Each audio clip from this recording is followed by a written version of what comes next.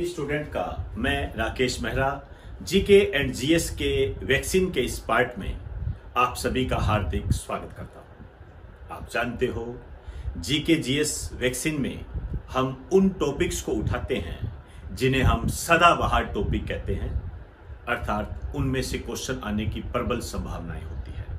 उसी को आधार बनाकर जो जनरल जीके होता है उनमें से जो मूल टॉपिक होते हैं जिन्हें आपको जानना आपके कंपटीशन को क्लियर करने में बहुत महत्वपूर्ण भूमिका निभाता है, उसी को आधार बनाकर जीके एंड जीएस के वैक्सीनेशन नाम से हमने ये सीरीज प्रारंभ की है।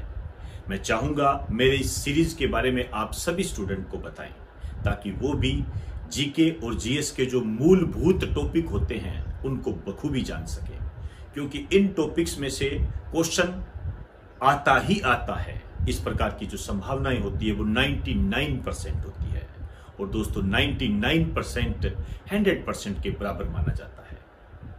तो इसी दिशा में आज मैं आपके सामने ओजोन परत को पेश करूंगा। ओजोन परत एनवायरनमेंट एंड इकोलॉजी के तहत आता है। आप पुराने पेपर उठा के देखोगे तो इसमें से बहुत क्वेश्चन बने हुए हैं, बहुत ज्यादा क्वेश्चन बने हुए हैं। ओजोन परत क्या होती है, कैसे बनती है, कहां है और ये टूट क्यों रही है और इसका निवारण ग्लोबल लेवल पर किस तरीके से किया जा रहा है, ये मेरे इस टॉपिक के महत्वपूर्ण स्तर होंगे और उन्हीं स्तर के आधार पर हम इसको पढ़ने का प्रयास करेंगे। तो सबसे पहले आप हेडिंग डाल दीजिए ओजोन परत।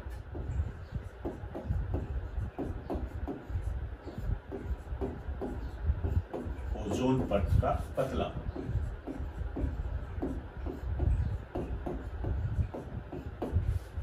इस संबंध में सबसे पहले हम ओजोन परत को जानने का प्रयास करेंगे।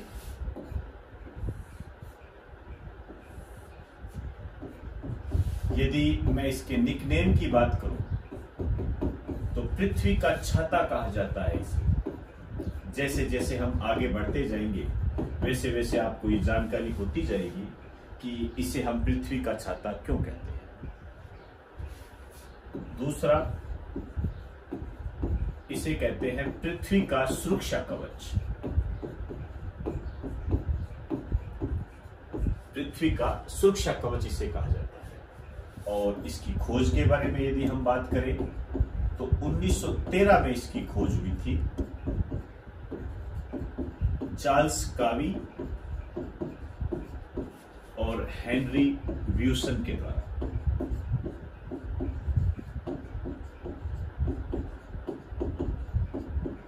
दो वैज्ञानिकों ने इसके बारे में बताया था, जो ओजोन परत के बारे में। अब आप देखिए इसकी स्थिति कहां है, कहां पर है। हम वायुमंडल में जो परतें करते हैं, शोभ मंडल, समताप मंडल, मध्य मंडल, आयन मंडल, बाह्य मंडल, उसमें जो समताप मंडल होता है जिसको हम स्ट्रेटोस्फीयर बोलते हैं इंग्लिश में, उसमें एक लेयर के रूप में पाई जाती है। लगभग 18 से 30 किलोमीटर तक का ये क्राइटेरिया होता है, उसमें ये पाई जाती है।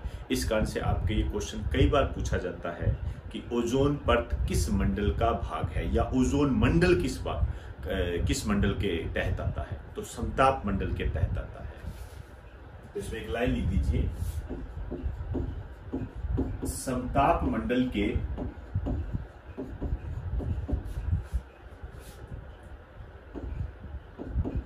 एक भाग के रूप में,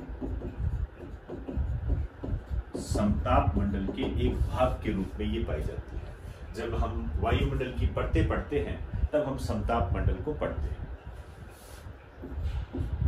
स्ट्रेटोस्फीयर के रूप में इसको जानते हैं।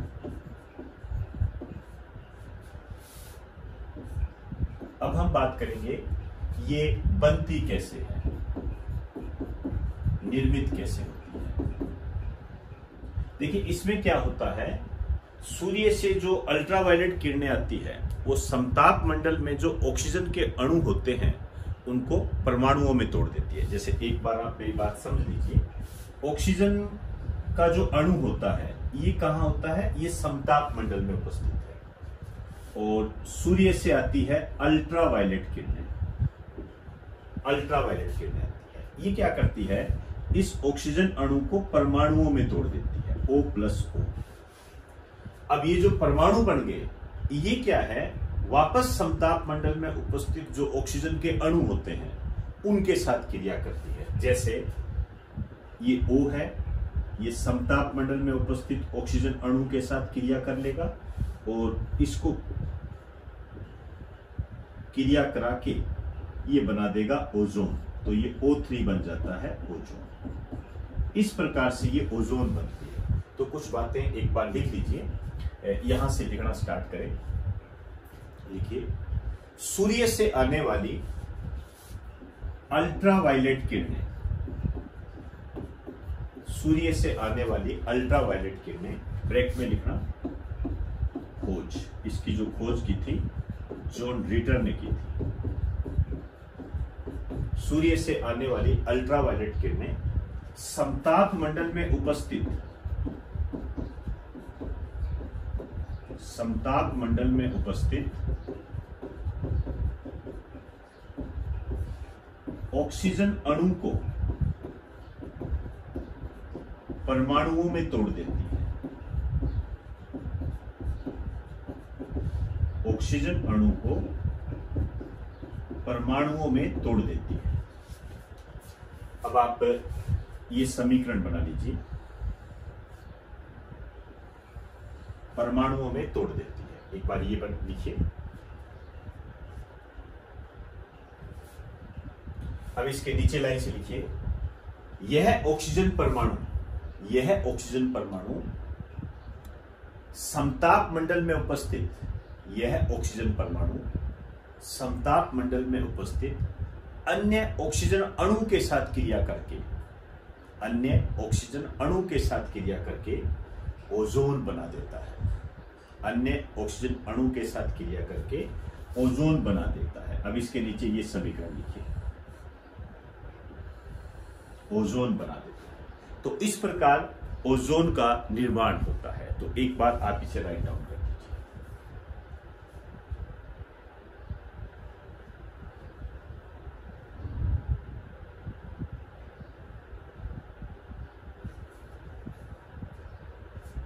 अब देखिए, ये जो ओजोन परत बनती है, इसका हमें लाभ क्या है? लाभ ये है कि जो अल्ट्रावायलेट किरणें आती है, यदि ये पृथ्वी तक पहुंच जाए तो स्किन कैंसर हो सकता है। इसके अलावा उत्परिवर्तन हो सकता है, म्यूटेशन हो सकता है। और म्यूटेशन ह्यूगो डी ब्रीज के अनुसार आप जानते हो, लाभदायक भी होते हैं और हानिकारक भी होते हैं। तो एक बात लिखते हैं हम,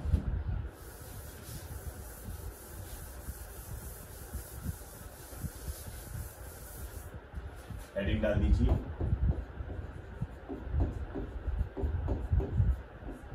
ओजोन परत से लाभ।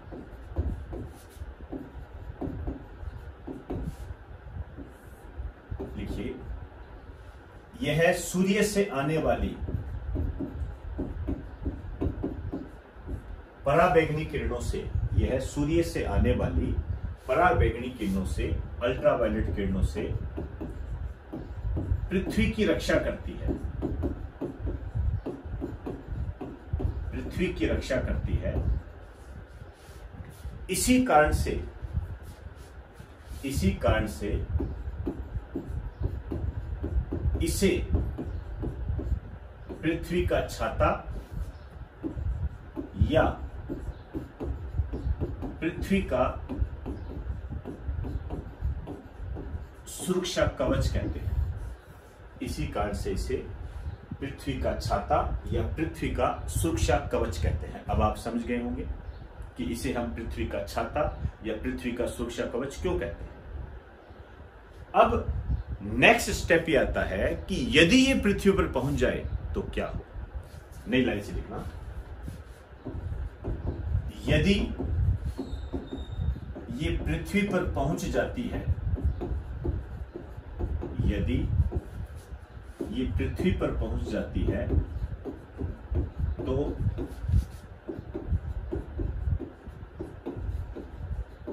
निम्न प्रभाव पैदा करती है।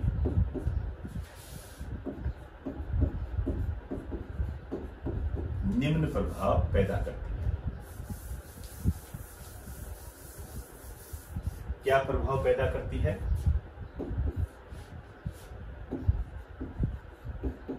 मनुष्य में स्किन कैंसर हो सकता है।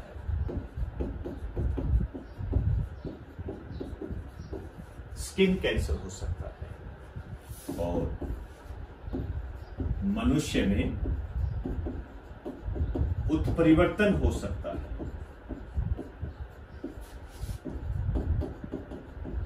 अब ये दोनों ही एक तरीके से खतरनाक होते हैं।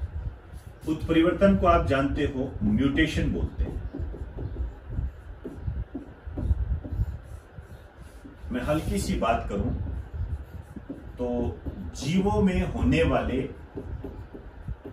अचानक वंशागत परिवर्तन, अब जेनेटिक चेंजेस है, इसका मतलब जीन्स प्रभावित होगा। तो जीवों में जीन के उथल पुथल से जो परिवर्तन आते हैं उन्हें हम उत्परिवर्तन कहते हैं। और इसकी जो खोज की थी ह्यूगो डी व्रीज ने की थी। ये बहुत बार आता है।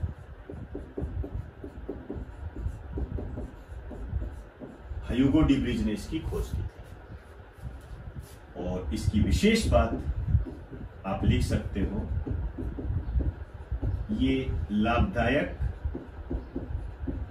व हानिकारक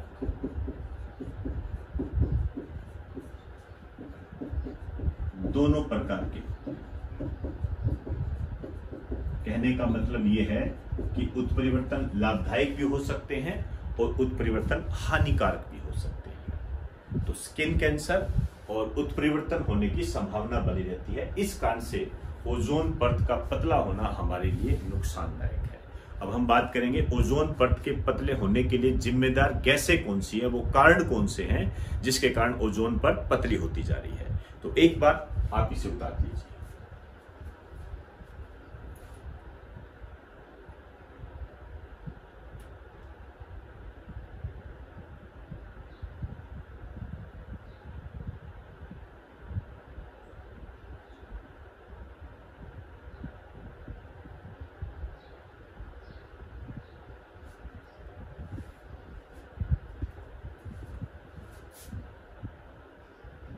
हेडिंग डाल दीजिए, ओजोन परत के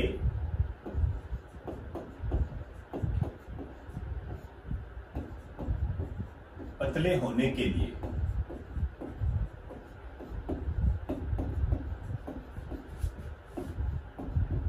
जिम्मेदार गैसें। कौन सी गैसें जिम्मेदार हैं?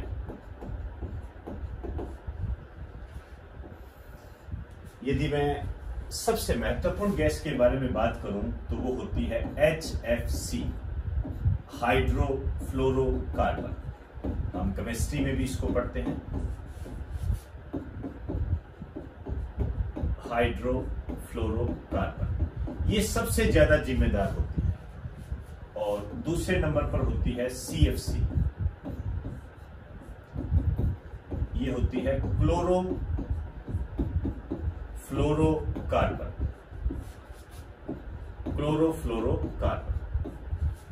ये दूसरे नंबर पर जिम्मेदार होती है। और भी अन्य कई कारण हैं, जैसे नाइट्रोजन के ऑक्साइड,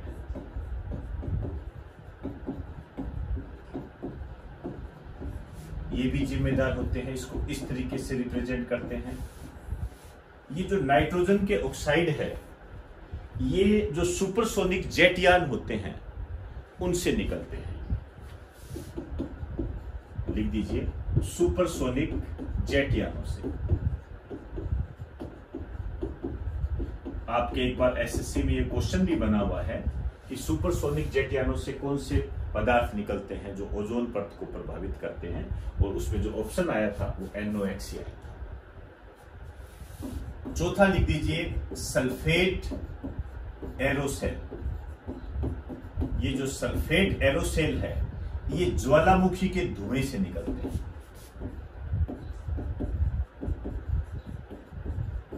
ज्वालामुखी के धुएं से। अब देखिए, ये जो HFC CFC है, बेसिकली इनका इस्तेमाल रेफ्रिजरेटर व एसी में किया जाता है और ज्यादातर CFC का इस्तेमाल करते हैं। हालांकि वर्तमान में इको फ्रेंडली एसी भी आने लग गए हैं, रेफ्रिजरेटर भी आने लग गए हैं। तो इनके बारे में आप लिख सकते हो रेफ्रिजरेटर। आपके जो ज्यादातर क्वेश्चन बनता है यही बनता है कि रेफ्रिजरेटर में कौन सी गैस होती है, CFC। एसी, डिओड्रेंट जो डीओ होता है, और सेविंग क्रीम, इसे तो आप समझते ही हो। डीओ हो गया, डिओड्रेंट होता है ना, डेनिम का डीओ आप लगाते हो। आप परिभाषा के तौर पर कह सकते हो कि ऐसा साधन जो हमें एक व्यक्ति से दूसरे व्यक्ति के पास बैठने के लायक बनाता है, उसे हम डीओ कहते हैं।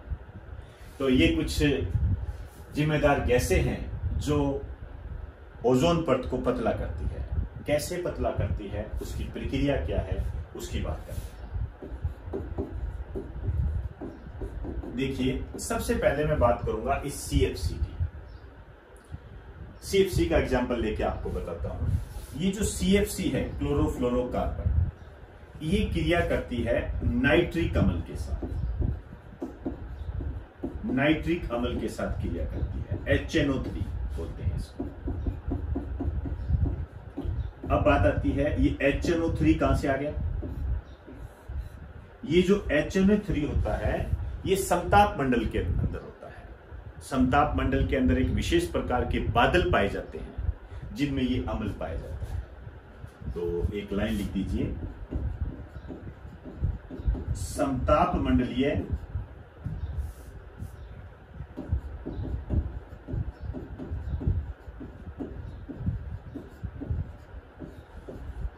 बादलों में उपस्थित, प्रेजेंट इन स्ट्रेटोस्फेरिक क्लाउड्स, इसमें होता है। अब ये क्रिया करते हैं और क्रिया करके ये बना देते हैं क्लोरीन। ये क्लोरीन बना देते हैं। अब ये क्लोरीन आगे अपना कमाल दिखाता है। कैसे कमाल दिखाता है, इसकी हम बात करेंगे। एक बार आप इसे राइट डाउन कर दीजिए।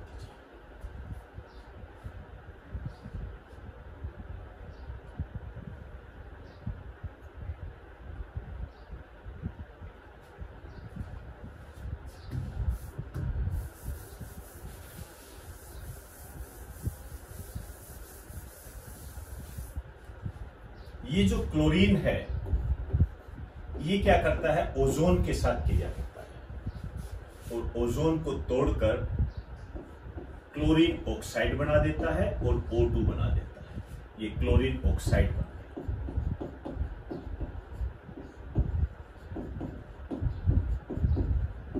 और ऑक्सीजन बन गई। अब इतने से भी काम नहीं चलता है, ये क्लोरीन ऑक्साइड भी आगे और परेशान करता है। ये जो क्लोरीन ऑक्साइड है, ये वापस समताप मंडल के उपस्थित जो ऑक्सीजन परमाणु होते हैं उनके साथ क्रिया करते हैं। ऑक्सीजन परमाणु होते हैं ना, जो अल्ट्रावायलेट किरणें ऑक्सीजन अणु को तोड़कर परमाणुओं में जो उनको कन्वर्ट कर देती है, वो ऑक्सीजन परमाणु उसके साथ क्रिया करते हैं और वापस Cl और O2 बना देते हैं। अब ये Cl बन गया, ये वापस यही प्रक्रिया दोहराता है। क्लोरीन के एक अणु में लगभग 10,000 ओजोन के अणुओं को तोड़ने की क्षमता होती है। एक लाइन लिख दीजिए, क्लोरीन के एक अणु में लगभग 10,000 ओजोन के अणुओं को तोड़ने की क्षमता होती है।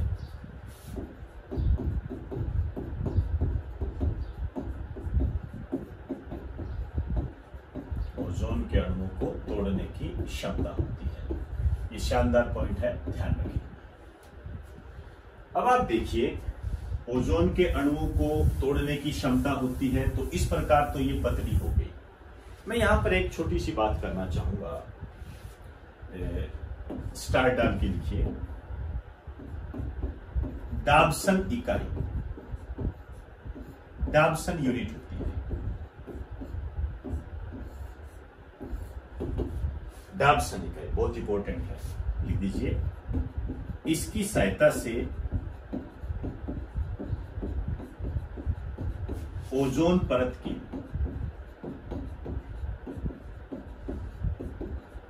मोटाई को मापा जाता है। ओजोन परत की मोटाई को मापा जाता है।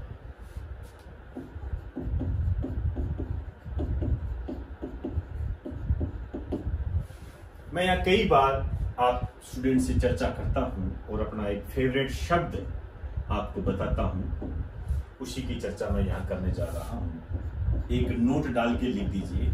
मैं कुछ शब्द इस्तेमाल करता हूं 3D। ये 3D आपके लिए बहुत इंपॉर्टेंट है। और इन 3D में एक तो आता है डाब्सन, जो अभी आपने पढ़ा, ओजोन परत की मोटाई मापता है। और एक डी आता है डेसिबल के रूप में। ये जो डी है आप भली भांति जानते हो, शोर का मात्रक होता है।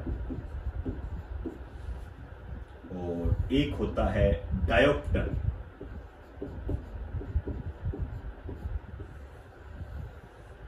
ये लेंस की क्षमता को मापता है। मैं कई बार इनकी चर्चा करता हूं। ये 3D इतने इंपॉर्टेंट है, आप अंदाजा भी नहीं लगा सकते। लगभग हर एग्जाम में आने की एक ताकत रखते हैं, तो इनको बिल्कुल भी नजरअंदाज मत कर देना। मैंने बकायदा अपनी तरफ से इनको 3D नाम दिया है। तो एक बार आप इसका स्क्रीनशॉट ले लीजिए।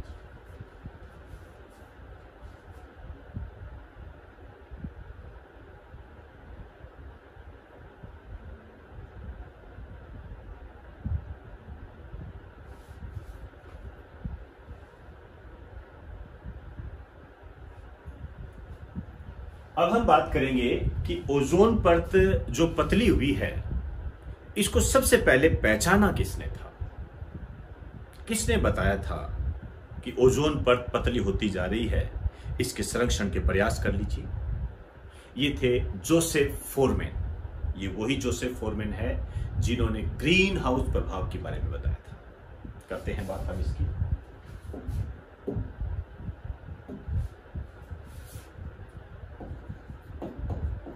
ओजोन परत के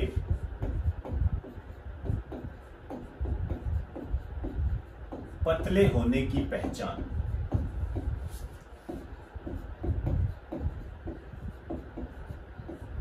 ये हुई थी 1985 में। ये सन इंपॉर्टेंट है। सबसे पहले जो हमने जाना था, आइडेंटिफाई जो किया था, 1985 में किया था। और ये किया गया था जोसेफ फोरमैन के द्वारा।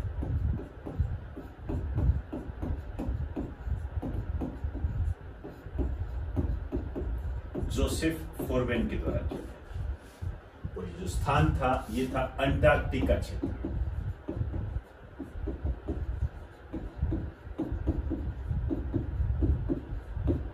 अंटार्कटिका क्षेत्र में ये पहचान। अब हम बात करेंगे कि ओजोन परत के संरक्षण के लिए पहला प्रयास कब किया गया था। पहला प्रयास कब किया गया था? लेकिन उससे पहले मैं चाहूंगा, हम ये पढ़ना चाहेंगे कि सबसे ज्यादा प्रभाव कहां पड़ा है, मतलब ओजोन परत सबसे ज्यादा पतली कहां हुई है। लिखिए, नई लाइन से लिखिए। ओजोन परत के पतले होने का सर्वाधिक प्रभाव, सबसे ज्यादा प्रभाव कहां पड़ा है? मैं एक डायग्राम के माध्यम से आपको बताना चाहूंगा। ये पृथ्वी है,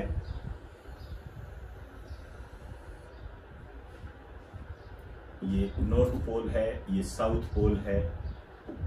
आप सब जानते हो कि ये जो पोर्शन है, ये आर्कटिक क्षेत्र है।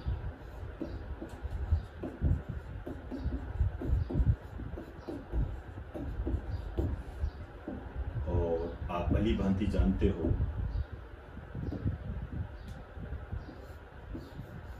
ये जो क्षेत्र है ये अंटार्कटिक क्षेत्र है।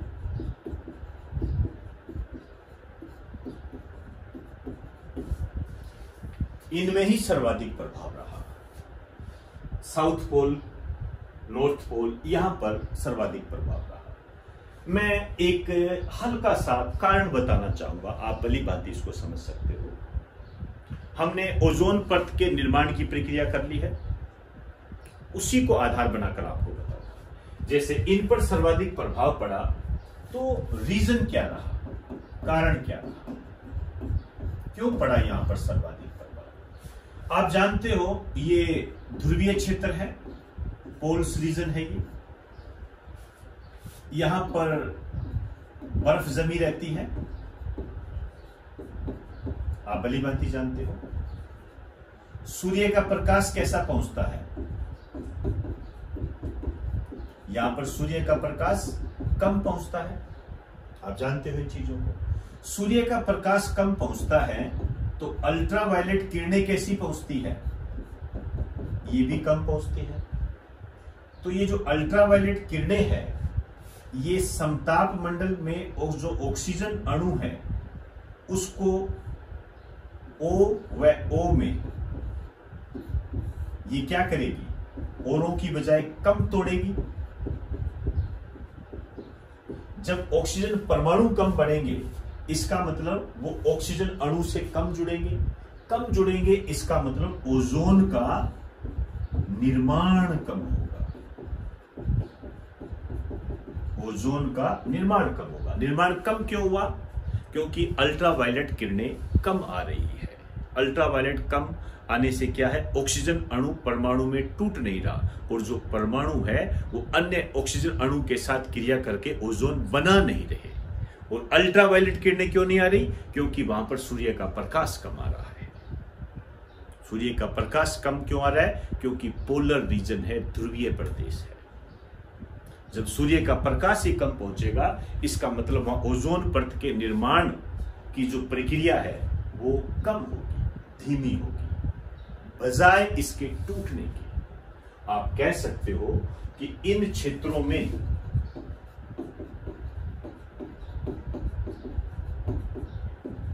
ओजोन का निर्माण कम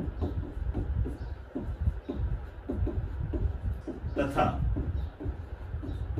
पतले होने की दर ज्यादा होती है। इसी कारण से सर्वाधिक प्रभाव इन क्षेत्रों पर हुआ है। अब आप भली भांति समझ गए हो, तो एक बार आप इसे राइट डाउन कर दीजिए।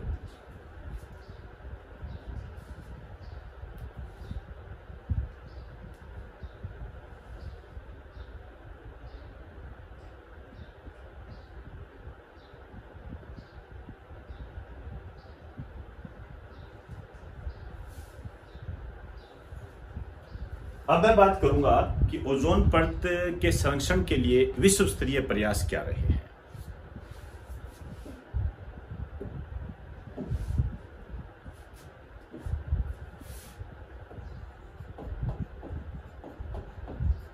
ओजोन परत के संरक्षण के लिए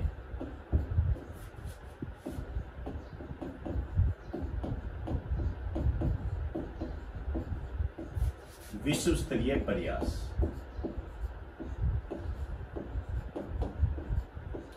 विश्व स्तरीय प्रयास। जो पहला प्रयास किया गया था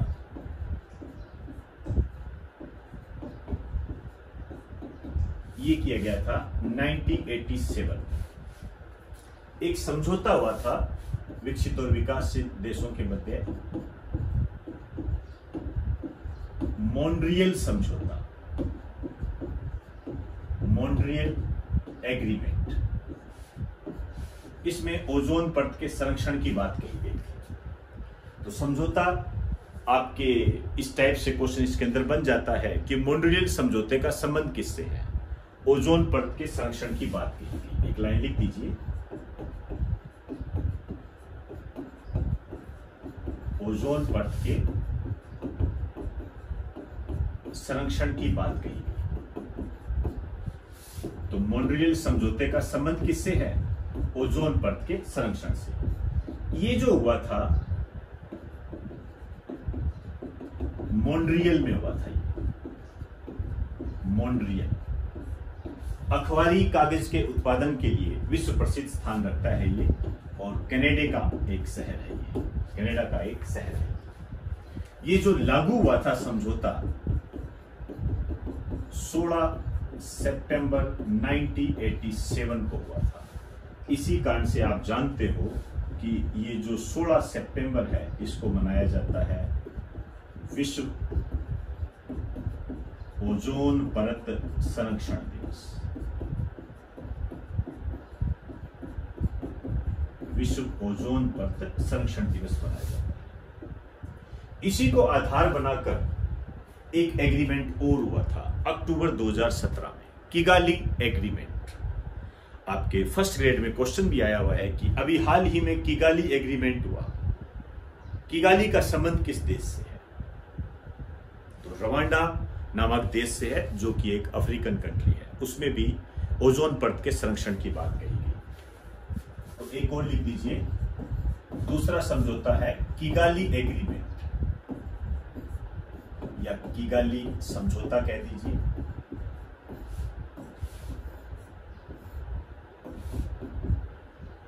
ये लागू हुआ था अक्टूबर 2017 में, ओजोन परत के संरक्षण से संबंधित है। और ये जो किगाली है एक स्थान का नाम है, रवांडा नामक कंट्री का है।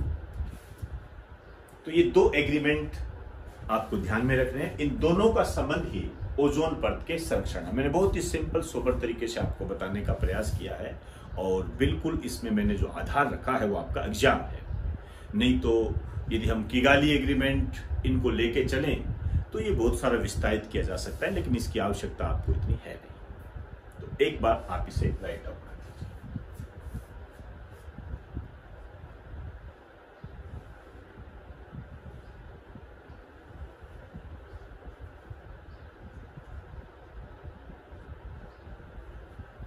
तो ये हमने ओजोन परत के बारे में पढ़ा, लेकिन मैं यहां पर एक बात और बताना चाहूंगा। हम अल्ट्रावायलेट किरणों की बात करते हैं, अभी हमने कहा इससे कैंसर होता है। कई बार हम कहते हैं कि धूप में बैठिए, विटामिन डी मिलेगा आपको। तो ये क्या है? वास्तव में जो अल्ट्रावायलेट किरणें हैं ये 3 प्रकार की होती है, ए, बी, सी। क्या क्या प्रभाव पैदा करती है उसकी मैं बात करूं। तो नोट डाल के आप लिखिए,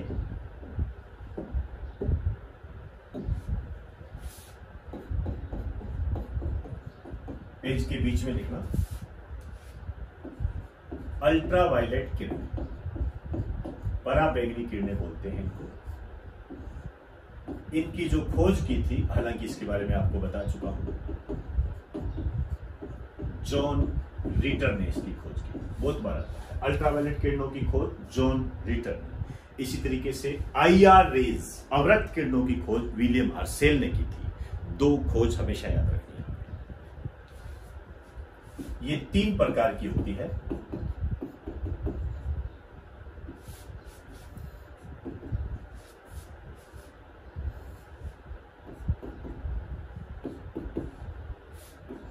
ultraviolet A, ultraviolet B, ultraviolet C. अब ये ए, बी, सी ये क्या होती है? एक तो यदि मैं इसके बारे में बात करूं, ये घातक होती है, सबसे ज्यादा घातक ये होती है। ये घातक होती है, इससे डायरेक्ट मौत होती है। यदि इसके संपर्क में कोई आ जाए तो सीधी मौत होती है। और जो ये है अल्ट्रावायलेट बी, ये स्किन कैंसर के लिए जिम्मेदार है।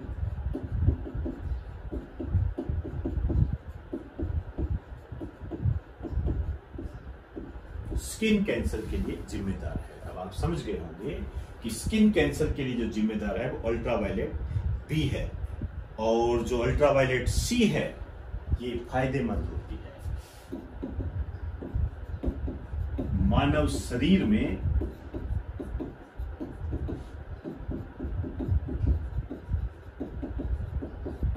विटामिन डी का निर्माण करती है।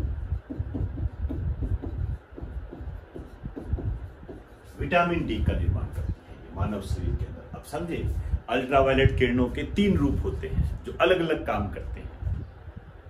हमारे लिए फायदेमंद भी होती है अल्ट्रावायलेट किरणें, लेकिन वो कौन सी है? वो सी है। और ए ये बहुत खतरनाक होती है, डायरेक्ट मृत्यु होती है इससे। और जो बी है ये स्किन कैंसर के लिए जिम्मेदार होती है। तो एक बार आप इसे राइट डाउन कर दीजिए।